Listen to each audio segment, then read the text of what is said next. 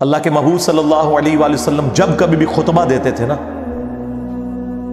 تو آپ علیہ السلام ممبر پہ آ کے کہتے تھے اما بعد فإن خیر الحدیث کتاب اللہ وخیر الہدی ہدی محمد صلی اللہ علیہ وآلہ وسلم وشر الامور محدثاتها وکل محدثۃ بدعہ وکل بدعۃ ضلالہ وکل ضلالۃ فی النار۔ کچھ الفاظ سنن نسائی کے، میجر پورشن جو ہے وہ صحیح مسلم ہے۔ آگاہ ہو جاؤ، سب سے بہترین کلام اللہ کی کتاب ہے، سب سے ہدایت یافتہ راستہ محمد صلی اللہ علیہ وآلہ وسلم کا ہے۔ بدترین کام وہ ہیں جو دین میں خود سے جاری کر دیے جائیں، وہ سارے کام بدعتیں ہیں، اور تمام بدعتیں گمراہیاں ہیں، اور تمام گمراہیاں جہنم میں لے جانے والی ہیں۔ اندازہ کریں۔ اور بخاری اور مسلم دونوں میں حدیث موجود ہے، عبداللہ ابن ابی اوفا سے کسی نے پوچھا، جو رسول اللہ کی وفات کے بعد 75 ایئرز تک زندہ رہے، 86 ہجری میں فوت ہوئے، کہ بتائیں کہ رسول اللہ نے اپنا وصی کسی کو بنایا تھا؟ تو انہوں نے کہا نبی علیہ السلام نے ہمیں قرآن کے مطابق چلتے رہنے کی وصیت کی تھی۔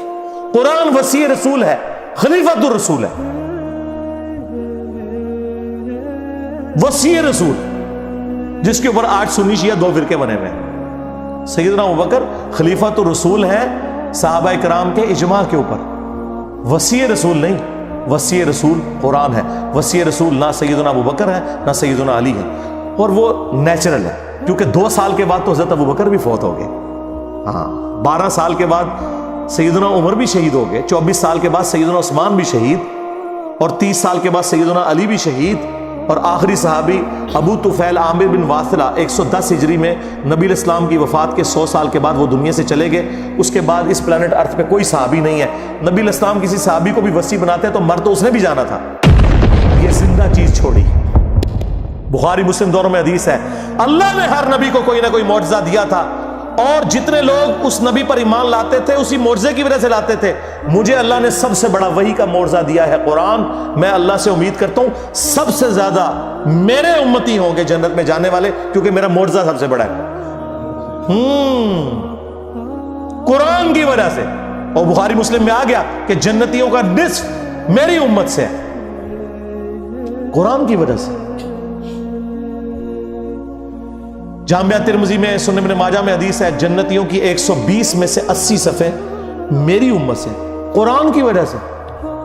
یعنی قرآن مطلب یہ مردوں کو بخشنے کی وجہ سے نہیں، سرکار عمل کرنے کی وجہ سے۔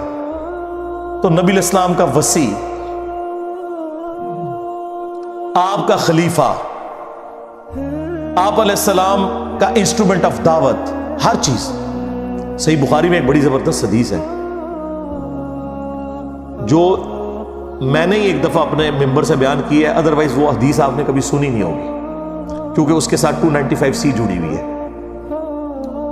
صحیح بخاری میں ایک چیپٹر ہے کتاب الاعتصام بالکتاب والسنہ، قرآن و سنت کو مضبوطی سے پکڑنا۔ اس چیپٹر میں امام بخاری ایک حدیث لے کے آئے ہیں کہ جب حضرت ابوبکر کی بیعت کی گئی نا تو دوسرے دن حضرت ابوبکر صدیق رضی اللہ تعالیٰ عنہ آڈینس سے خطاب کرنے کے لیے مسجد نبوی میں آئے، تو ان کے خطاب کرنے سے پہلے حضرت عمر ممبر پہ چڑھے، جس طرح آج کل بھی اسٹیج سیکٹری کے طور پہ، اور کمال کا خطبہ دیا۔ 2 جملوں کا خطبہ ہے وہ بخاری میں آیا، لیکن مولوی نہیں آپ کو بتائے گا،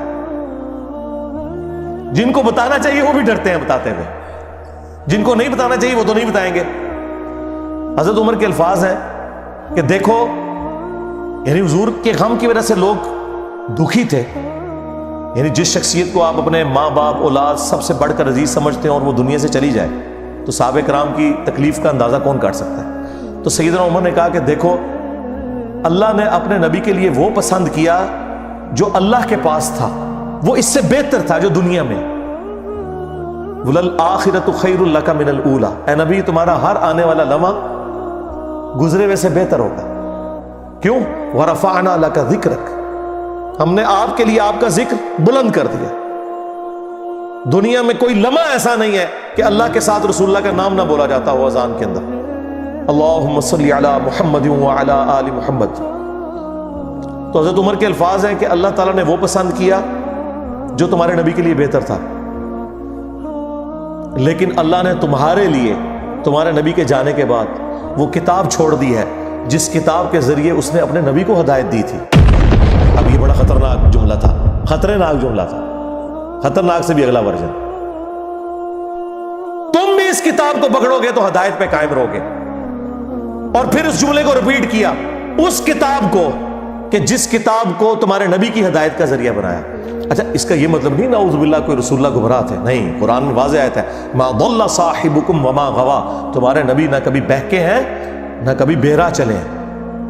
یہاں پہ بھی ضلہ کا لفظ آیا ہے.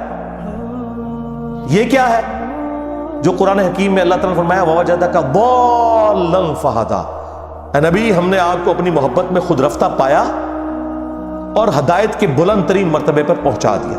ضال کا مطلب گمراہی بھی ہوتا ہے, ضال کا مطلب کسی کی محبت میں ڈوبنا بھی ہوتا ہے. ان ابانا لفی ضلال مبین, حضرت یعقوب کے بیٹوں نے جو خود صحابی تھے اپنے باپ کے بارے میں کیا کہا تھا کہ ہمارے ابا جان تو یوسف کی محبت میں ڈوب چکے ہیں.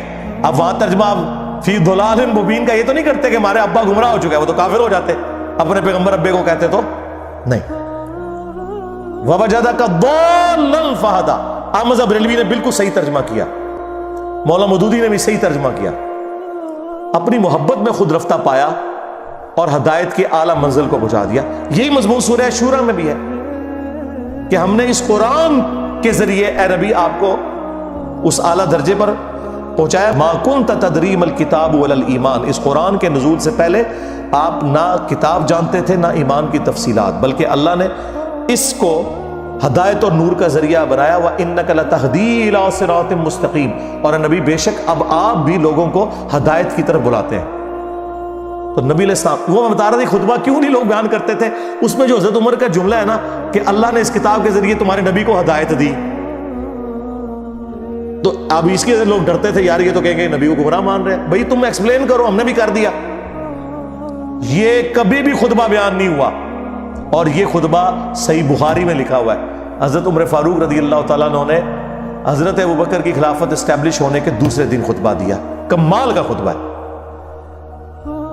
اور قرآن اتنا سٹرونگ ہے اس حوالے سے کہ بخاری مسلم میں جو حدیث شفاعت ہے, جو نبی علیہ السلام ہماری شفاعت کریں گے انشاءاللہ, اس کے اینڈ پہ آتا ہے کہ نبی علیہ السلام کہتے ہیں جب میں آخری دفعہ جہنم کی طرف جاؤں گا تو داروغہ جہنم مالک علیہ السلام مجھ سے کہیں گے یا رسول اللہ اب آپ کا کوئی امتی بھی دوزخ میں باقی نہیں ہے سوائے اس کے جسے قرآن نے جنت میں جانے سے روک رکھا ہے. قرآن جب روک لے گا نا تو کوئی نہیں بچا سکتا.